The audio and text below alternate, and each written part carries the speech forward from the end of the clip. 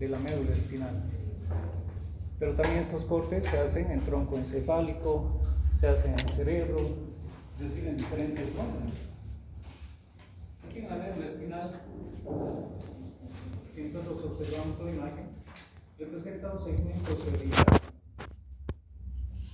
donde claramente se identifica la sustancia gris y la sustancia blanca. No existe todavía la presencia de surcos, tampoco podemos encontrar el asta lateral, por lo tanto esto corresponde a un segmento cervical. Pero sea el lugar que fuera, siempre vamos a encontrar una raíz posterior, una raíz anterior.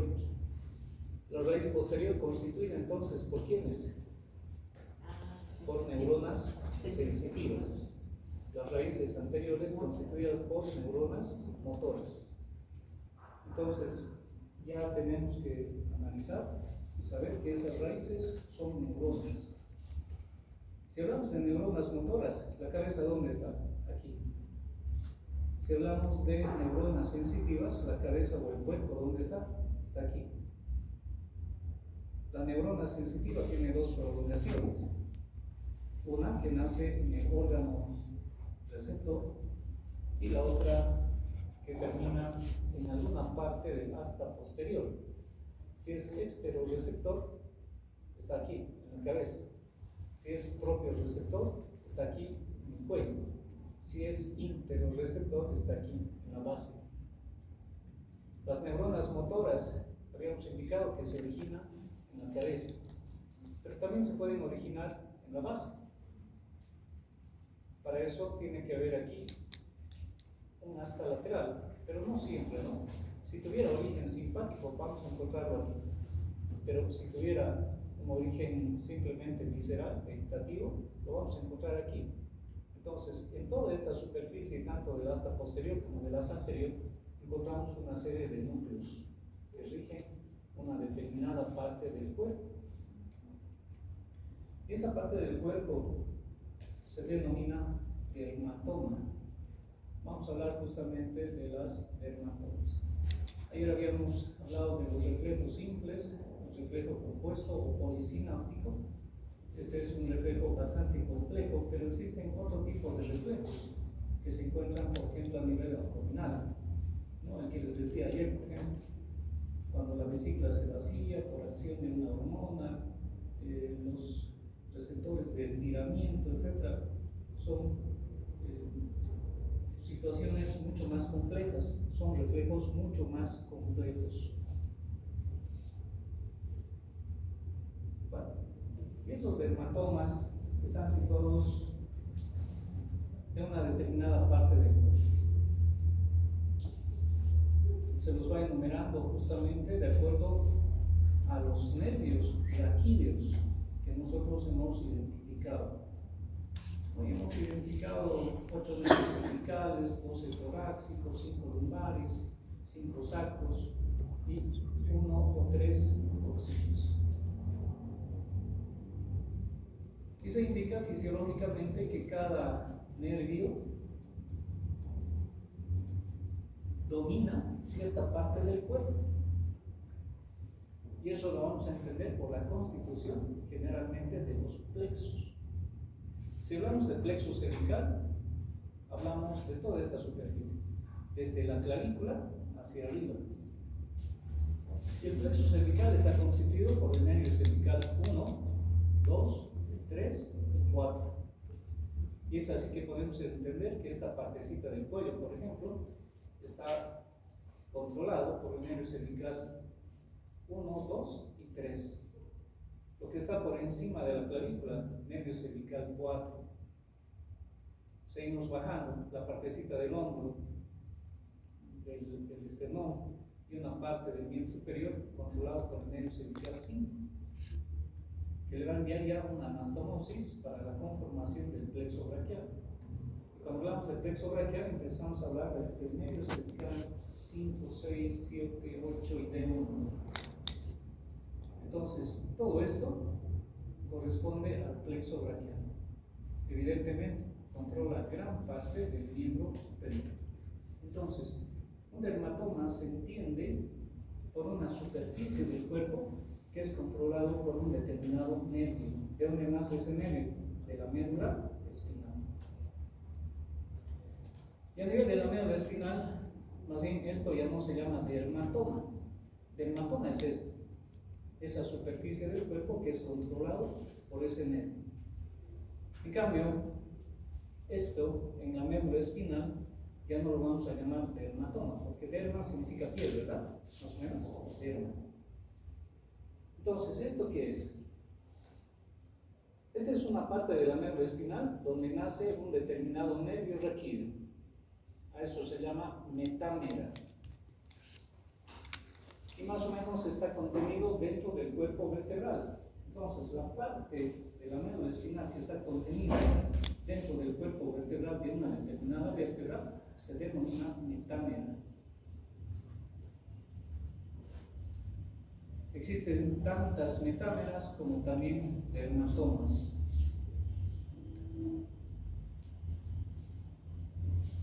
Bueno, y esto es lo que les decía, ¿no? Un determinado nervio va a controlar una determinada parte del cuerpo.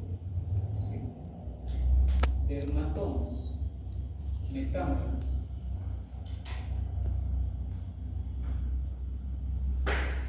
Si nosotros sabemos plexo cervical, plexo braquial, hacia dónde se dirige, plexo lumbar, plexo sacro, es relativamente sencillo. Y lo vamos a comprender mejor cuando estemos estudiando extremidades, por ejemplo, o bien cuello, ¿no? Porque ahí se encuentra justamente el plexo cervical. Hay una partecita, hay una metámera, y más que metámera, un músculo que está inervado por un nervio específico, que es justamente la metámera 4. Aquí indica el nervio circunflejo, hombros, ¿verdad? Pero aquí nos falta algo, el nervio frénico. ¿Y por qué mencionamos esto? Porque el músculo no es superficial, es profundo. Entonces, empiezan a aparecer centros nerviosos que no solamente tienen relación con determinadas superficies del cuerpo, cuando hablamos de superficies, lo exterior, sino también con elementos profundos. Y uno de ellos es justamente el nervio freno, porque del plexo cervical se origina justamente el nervio frénico. Y si vamos un poquito más superiormente, C1, por ejemplo, tiene mucha relación con el origen de las raíces del nervio accesorio. Acuérdense, el nervio accesorio tiene raíces lumbares y tiene raíces espinales, medulares. ¿De dónde nacen esas raíces? Justamente de esto. ¿Para quién se está destinado? Bueno, en este caso, superficiales, ¿no? Porque el músculo esternocleidomastoideo, el trapecio son superficiales. Pero el nervio frénico está destinado específicamente para el músculo profundo. Entonces, empiezan a aparecer centros nerviosos que no solamente rigen o controlan una determinada superficie del cuerpo, sino también tienen controles mucho más específicos, mucho más profundos. La respiración, por ejemplo, es un acto, no es superficial, es un acto bastante completo, la respiración. Y uno de los músculos que participa justamente de esa respiración es el músculo del diafragma. Es el músculo inspirador por excelencia. Por lo tanto, tiene relación con centros que están justamente a nivel del bulbo raquídeo, muy cerca a la médula espinal. Ese centro respiratorio que hemos indicado ayer, que se divide a su vez en dos, un centro inspiratorio y un centro expiratorio. Y ese centro inspiratorio justamente tiene relación con el músculo diafragma. Lo van a estudiar seguramente mejor estos centros en cuanto a la fisiología se refiere en el siguiente año, ¿no? Cuando estén llevando fisiología. Nuevamente, metámeras, dermatomas, relación con los plexos, ¿no? En este caso el plexo lumbar, seguimos bajando, plexo sacro, toxina. ¿Por porque es uno solo, en realidad plexus sacrocoxis.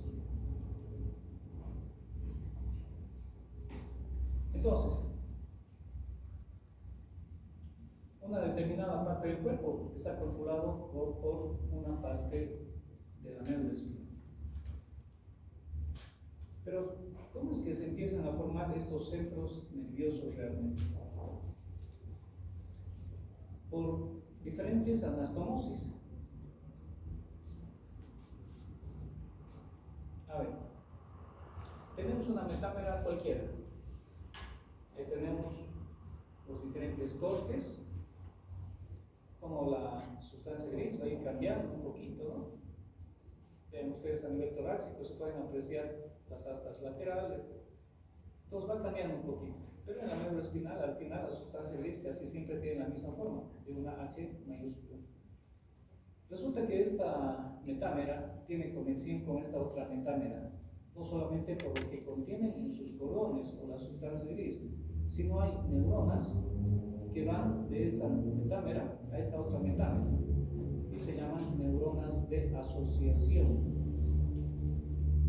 Neuronas de asociación. Esas neuronas pueden ir por el mismo lado, si van, por decir, en este lado derecho, o pueden ir por el lado izquierdo. Si van por el mismo lado, uniendo una metámera con otra metámera, se llaman neuronas homolaterales. Pero existen neuronas también que van desde el lado derecho hacia el lado izquierdo. En ese caso serán heterolaterales, van por el lado contrario. Pero existen también neuronas que van a asociar una determinada metámera tanto por el mismo lado como por el lado contrario. En este caso se llaman bilaterales. Entonces una metámera nunca está sola. Demuestra su acción, su centro realmente nervioso, no solamente por una metámera, sino posiblemente por 2, por 3, por 4. Y generalmente este tipo de neuronas existen más a nivel cervical, porque ahí se encuentran en relación con centros nerviosos. Existen a nivel torácico, pero muy poco a nivel lumbar, y peor, sacro y cóccix. Entonces, neuronas de asociación que van a ir uniendo una determinada metámera con otra metámera. Bueno,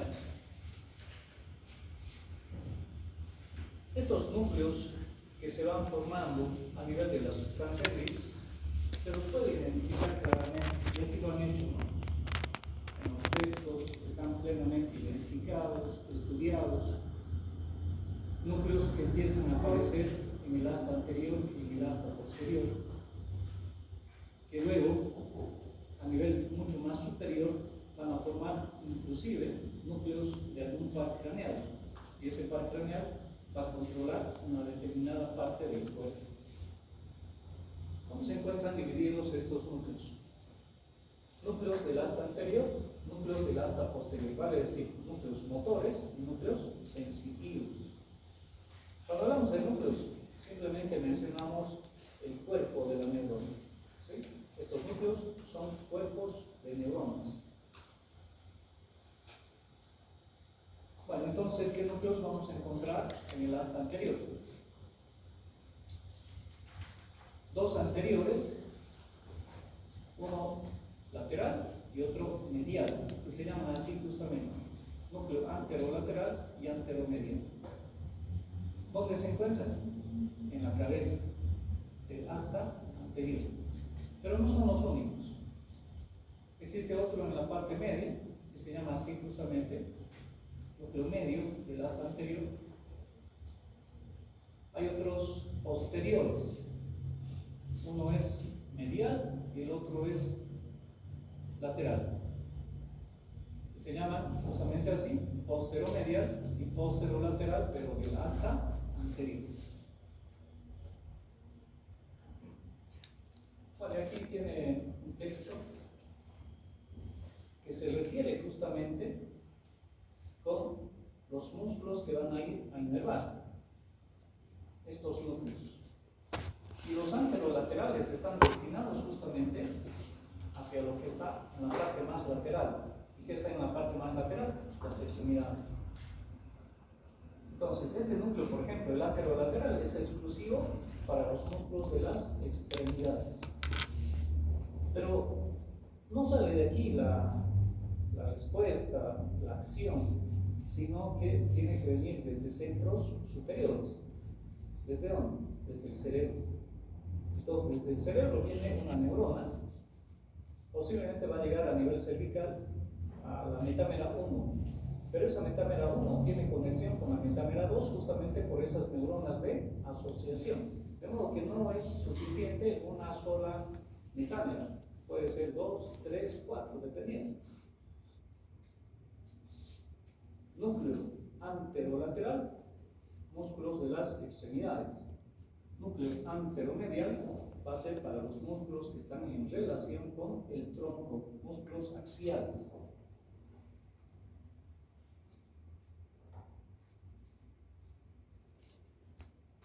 Pero también tenemos en la parte posterior. Bueno, este es posterolateral, habíamos indicado, ¿no? Este es posteromedial y este otro ya es casi vegetativo, porque está muy cerca a la base, ¿sí? Y se lo llama retroposterolateral. Está por detrás de este, ¿verdad? Por detrás del posterolateral. Entonces, retroposterolateral. Vegetativo. Pues vamos al asta posterior. Bueno, aquí hay varios núcleos también relacionados con la sensibilidad.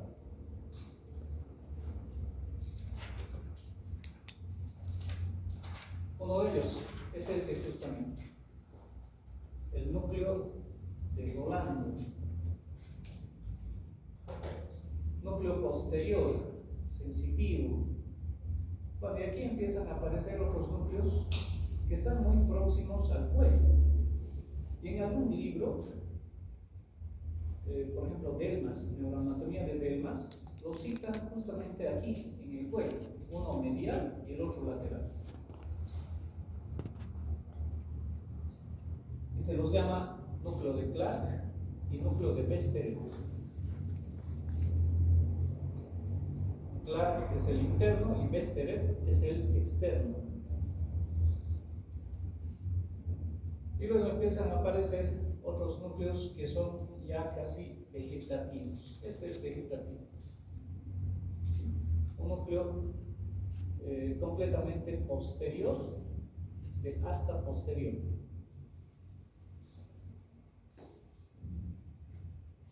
Núcleo vegetativo. Entonces, vegetativo, estos tendrían a ser núcleos propioceptivos y este exteroceptivo, o estos exteroceptivos. ¿Está bien? Entonces, núcleos exteroceptivos, propioceptivos y este es vegetativo. Aquí, vegetativos, todos estos, los posteriores, vegetativos, y estos son somáticos. Porque esto es somático, ¿verdad? Somatomotor. Esto es visceromotor. Esto es viscerosensitivo. Viscerosensitivo. Esto vendrá a ser somatosensitivo. Solamente que esto está en el cuello y esto está en la cabeza. ¿Está bien? Entonces, somatosensitivo y esto es viscerosensitivo. Esto está en la cabeza, esto está en el cuello y esto está en la base. Por eso hacíamos esa división primero el día de ayer, ¿no? De lo anatómico de lo fisiológico.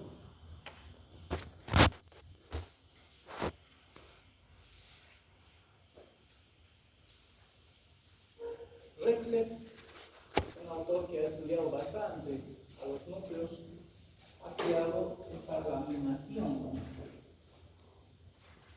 O sea, no solamente se ha contentado con descubrir los núcleos, sino ha dicho, esta partecita de este núcleo es específica para una parte de los músculos del cuerpo, ¿no? Tanto motores como también relacionado a las sensaciones, o sea, sensitivo y esto es motor.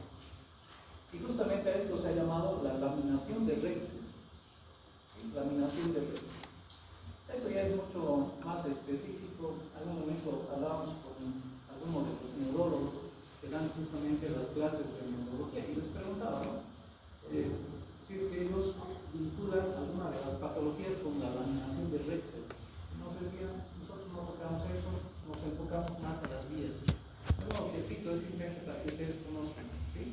Que todavía, después de la segmentación, de la división, de la conformación en núcleos, existe una laminación, y es justamente la laminación de Rexel. Y este es el origen de las vías. Y las vías las dividimos en ascendentes y ascendentes y descendentes. Si hablamos de las ascendentes, siempre van a nacer en una parte del asta posterior, pero ni siquiera en el asta posterior, donde realmente nacen las vías ascendentes, en los, ¿qué dice aquí? Receptores. Entonces, una vía que lleva el estímulo hasta centros superiores, que su intensidad es bastante fuerte, no llega simplemente a la médula espinal y se produce un reflejo, porque esos son los que necesitan una respuesta rápida, ¿verdad? Estímulo, respuesta, reflejo. Si necesitan un reflejo un poquito más complejo, entonces estímulo, neurona intermedia y respuesta. Esto es mucho más complejo, porque no se van a contentar en llegar solamente a la médula espinal. El estímulo es suficientemente intenso y necesita una respuesta compleja, ya no solamente de un músculo, sino de todo un grupo de músculos o de todo un grupo de acciones, por ejemplo, liberación de hormonas, etc. Para eso tienen que llegar hasta centros superiores. Será hasta el cerebelo, será hasta el cerebro, ya no a la médula espinal simplemente. Entonces, todas estas vías ascendentes van a originarse en los receptores. Serán en los exterorreceptores, serán en los propios receptores o bien serán en los interorreceptores. Si se originan en los exterorreceptores, los hemos clasificado en tres, ¿no? De acuerdo a la superficie de la piel, a las capitas de la piel, una clasificación antigua pero que se sigue manteniendo. No se olviden que ahora dentro de la clasificación actual en la histología están estos dos en un solo plano, porque la hipodermis realmente es solamente tejido celular, ¿verdad? Entonces, estos elementos se encuentran también en la dermis, pero bueno, para que no se complique, epidermis, dermis y hipodermis. En la epidermis, ¿qué hemos encontrado? Terminaciones libres, los discos de Merkel, los discos de Meissner, corpúsculos de Merkel, corpúsculos de Meissner. Terminaciones libres, ¿qué están recogiendo? Dolor. Los discos de Merkel, los corpúsculos de Merkel, ¿qué están recogiendo? Tacto. Aquí está mal, ¿no? Esto está mal. Esto está cambiado. ¿Se dan cuenta? Discos de Merkel es tacto grosero, es el tacto protopático. Meissner es más bien el tacto fino, el tacto intenso, es el tacto epicrítico. ¿Está bien? Entonces, tacto epicrítico relacionado a los corpúsculos de Meissner, el tacto protopático con los corpúsculos de Merkel. Pero el tacto protopático no solamente está relacionado con el tacto, con los corpúsculos, sino también está relacionado con esto, con la temperatura y con la presión. Entonces, cada uno de ellos da lugar a un cablecito, para que más o menos entendamos lo que vamos a decir así. Cada uno de ellos da origen a un cablecito. Pero si nosotros contamos los estímulos, dolor, tacto fino, tacto grosero, calor, frío, presión leve, presión intensa, entonces aquí estaríamos 1, 2, 3, 4, 5, 6, 7 cables. 7 cables que estarían llevando ese estímulo. Cuando hablamos de cables, lo estamos ejemplificando con el término de vías, fascículos. ¿Está bien? Entonces, De ahora en adelante ya no vamos a hablar de cables, simplemente para que me entiendan ustedes es que les diga cables. Entonces vamos a hablar de vías o fascículos, entendiendo de que una vía es como un cablecito, un fascículo es como un cablecito. Bueno, entonces ¿cuántos fascículos necesitaríamos para llevar todos esos estímulos? ¿Cuántos hemos contado? 7. Bueno, 1, 2, 3, 4, 5, 6, 7. Pero no existen 7 cables, no existen 7 vías, 7 fascículos. Se resume prácticamente en unos 3 o 4. Entonces, algunos fascículos llevan un estímulo compartido con otro. Ejemplo, dolor y temperatura son transmitidos por un solo fascículo que se denomina fascículo espinotalámico lateral. El tacto protopático y la presión son transmitidos por un fascículo que se denomina fascículo espinotalámico anterior. El tacto intenso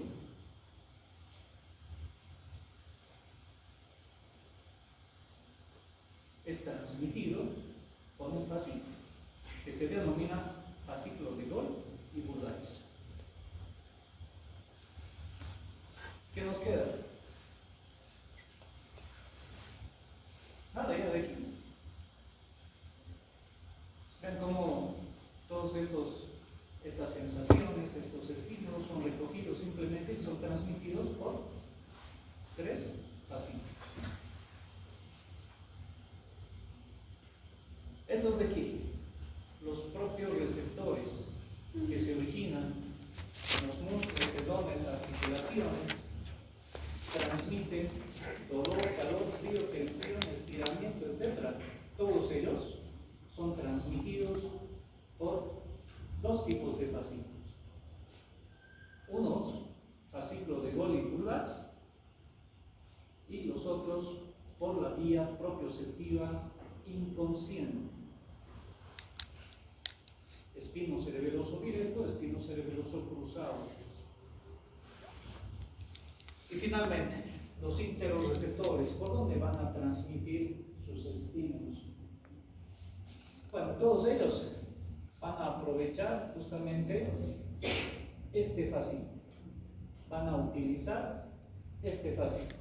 ¿Qué fascículo había sido de esto y de esto? El fascículo espinotalámico lateral. Bueno, ahí tienen el resumen de las vías. Vías ascendentes.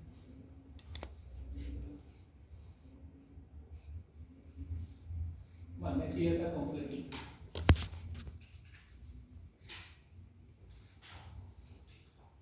Exteroceptivos, propioceptivos, interoceptivos, ascendentes.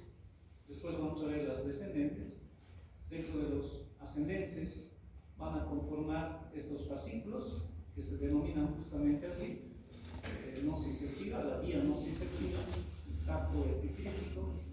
Dentro de los propioceptivos se dividen en 2, consciente e inconsciente. Y las interoceptivas, que prácticamente se resumen en dolor, presión, etc., todo lo que hemos visto anteriormente. Y aquí están los fascículos. Fascículo espinotalámico lateral, fascículo espinotalámico anterior, fascículo espinotalámico lateral, dolor, temperatura. Fascículo espinotalámico anterior, tacto protopático. El tacto epicrítico va por el fascículo de Gol y Burlatz. Las vías propioceptivas, que se dividen en consciente e inconsciente. El consciente, fascículo de Gol y Burlatz, y la inconsciente a través de los fascículos espinocerebelosos. Y las interoceptivas utilizan al mismo fascículo prestadito, ¿no? Fascículo espinotalámico lateral. Esto tienen que saber. Y la anterior, para comprender los receptores. El resto ya es fácil. Pero esa es la base. Si conocemos bien los receptores, los tipos de estímulos, y comprendemos de que no todos tienen su propia vía y utilizan una vía prestada, pues comprender una vía de conducción ya es sencillo.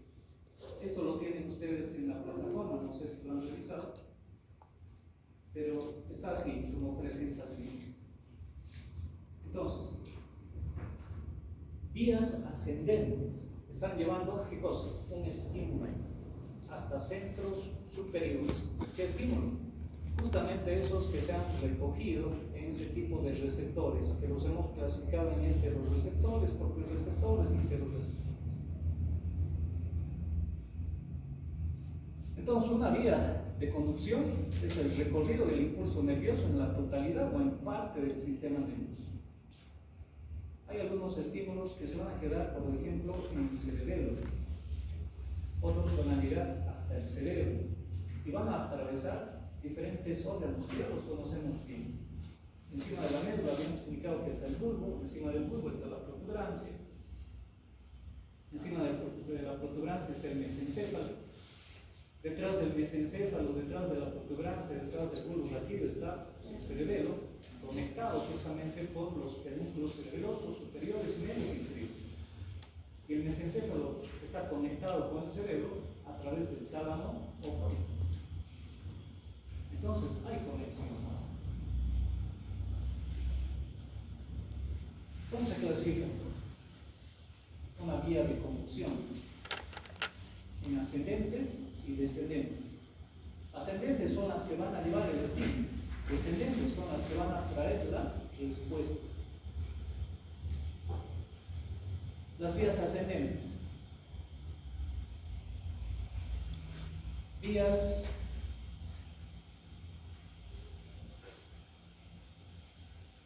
que se originan en diferentes partes del asta posterior. Entonces, somáticas, viscerales, ¿no? Hay algunas especiales que son sensoriales, están relacionadas con los sentidos. Estas son las vías descendentes, se van a originar en el cerebro más bien, pero no solamente en el cerebro, se van a originar también en órganos que están por debajo del cerebro, en núcleos que están por debajo del cerebro, y después los vamos a clasificar seguramente en piramidales y extrapiramidales. Estas son descendentes. Piramidales cuando nacen en el cerebro, extrapiramidales cuando nacen fuera del cerebro. Nuevamente, para que podamos entenderlo mejor, siempre, ¿no? Médula espinal, bulbo raquídeo, protuberancia, mesencéfalo y el cerebro. Entonces, las vías descendentes, ¿dónde nacen? Justamente aquí, en la corteza cerebral, y van bajando. Pero no todas. Algunas nacen posiblemente aquí, en la protuberancia, posiblemente aquí, en el bulbo raquídeo. Las que nacen por fuera del cerebro se van a llamar extrapiramidales y las que nacen en el cerebro, piramidales. Los estímulos van a atravesar desde la médula espinal, bulbo raquídeo, protuberancia, mesencéfalo, tal vez van a llegar a la corteza cerebral o bien al cerebelo. Por ejemplo, las vías propioceptivas, algunas de las vías propioceptivas inconscientes van a llegar al cerebelo. En cambio, la vía propioceptiva consciente va a llegar al cerebro.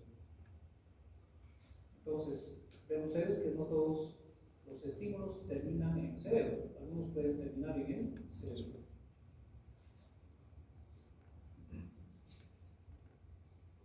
Un ejemplo de lo que hemos ido viendo en práctica, no sé si ya, creo que con algunos docentes están viendo esto justamente, ¿no?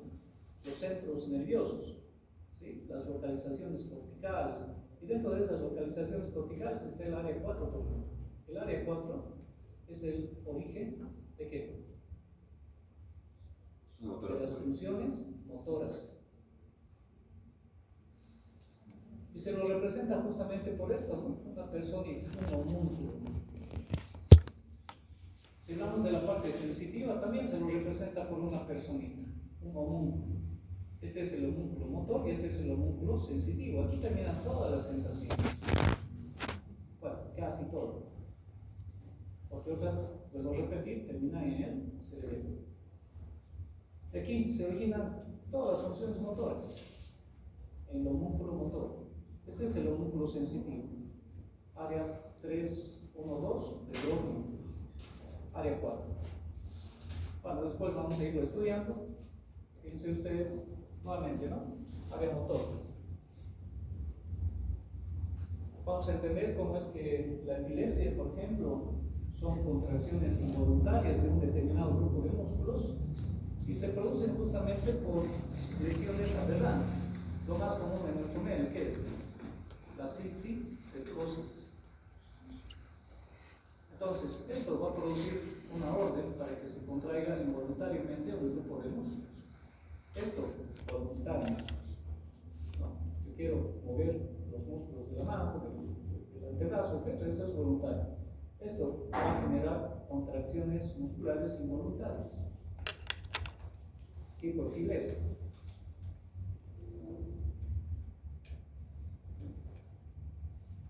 Bueno, está empezando con las vías descendentes. Vamos a empezar a partir de mañana con las vías ascendentes nosotros. ¿Está bien? Entonces, les vuelvo a invitar para que revisen la plataforma.